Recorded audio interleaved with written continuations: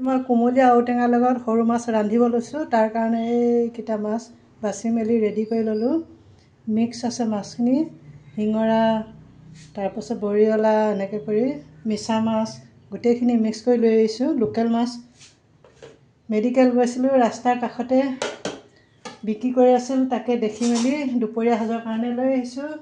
এতিয়া তাকে মাছখিনি ৰান্ধিবৰ কাৰণে কেৰাহীখন পাতি মেলি তেলখিনি গৰম হ'বলৈ দিলোঁ।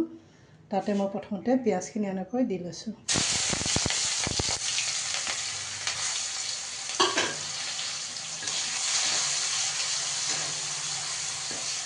পিঁয়াজখিনিতে নিমখ হালধি দি মেলি লৈ পিঁয়াজখিনি মই একেবাৰে সম্পূৰ্ণ সিজিবলৈ দিলোঁ। তাৰপাছতে মই মাছখিনি ইয়াতে দি দিম। এনেকৈ এতিয়া মাছখিনি দি দিছোঁ। সৰু মাছ যিহেতু ভাঙি যাব নহয় বহুত লৰাই থাকিলে, সেয়েহে মই পিঁয়াজখিনি প্ৰথমতে সম্পূৰ্ণকৈ সিজিবলৈ দিলোঁ। এতিয়া মই মাছখিনি এনেকৈ দিয়াৰ পিছত বহুত দেৰি লৰাই নাথাকোঁ। সৰু মাছ যিহেতু মাছখিনি ভাঙি যাব, গোটা গোটা হৈ থাকিলে খাই ভাল লাগে আৰু আঞ্জাখন দেখিও ভাল লাগে। এতিয়া মই বহুত দেৰি লৰাই নাথাকোঁ, এনেকৈ অকণমান সময় ভাপত সিজিবলৈ দিম। তাৰপাছতে মই ঔটেঙাখিনি ইয়াত দি দিম।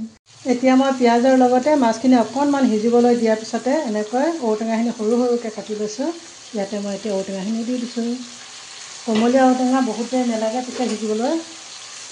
এনেকৈ এতিয়া মই লাহে লাহে অকণমান লৰাই দিম।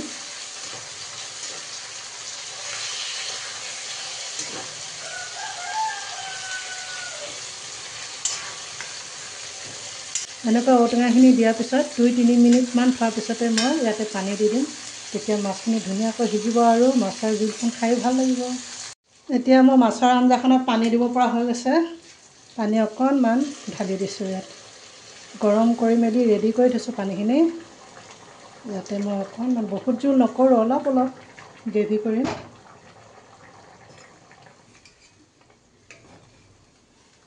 এনেকৈ সৰু মাছৰ লগত যদি ঔটেঙা জোল বনোৱা হয়, মাছটো কিন্তু মই বহুত টানকৈ ফ্ৰাই কৰি নলওঁ। অলপ সময় তেলত ৰাখিয়ে এনেকৈ টেঙা দি দিছোঁ আৰু অলপ পিছতে পানী দি দিছোঁ। এনেকৈ খাবলৈও ভাল লাগে। আৰু ইয়াতে মই এতিয়া কেঁচা জলকীয়া দি দিম। এইকেইটা কেঁচা জলকীয়া দি দিছোঁ। আৰু টেঙা আঞ্জাত মই মছলা ব্যৱহাৰ নকৰোঁ, এনেকৈ খাই ভাল লাগে। মছলা ব্যৱহাৰ কৰিলে টেঙাৰ টেষ্টটো নাইকিয়া হৈ থাকে নহয়নে? আপোনালোকে কোনে কোনে টেঙা আঞ্জাত মছলা ব্যৱহাৰ কৰে কমেণ্টত ক'ব দেই। মই কিন্তু মছলা ব্যৱহাৰ নকৰোঁ। মই মছলা এনেও বৰ বেছি ব্যৱহাৰ নকৰোঁ, খুব কমেই ব্যৱহাৰ কৰোঁ। তাতে আকৌ টেঙা আঞ্জাত একেবাৰে নকৰোঁ। এনেকৈ কেঁচা জলকীয়া দি দিছোঁ। খাই মজা লাগে এনেকৈ। দেখিছে নহয় কিমান ধুনীয়া হৈছে কালাৰটো। এতিয়া এনেকৈ মই সিজি থাকিবলৈ দিম। অলপ পিছতে মই গেছটো নুমুৱাই দিম। এইখিনি মোৰ মাছৰ আঞ্জাখিনি হৈ গ'ল। এতিয়া গেছৰ পৰা মই নমাই দিওঁ। এইয়া দেখিছে নহয়, সৰু সৰু মাছ যদিও ভাঙি যোৱা নাই, লাহে লাহে লৰাই থকাৰ কাৰণে। এইখিনি ভাল লাগিছেনে? এইয়া খাওঁ খাওঁ লাগিছেনে বাৰু আপোনালোকৰ? খাওঁ খাওঁ লাগিলেও এতিয়া আপোনালোকে খাব নাপায় নহয়নে? চাবহে পাব।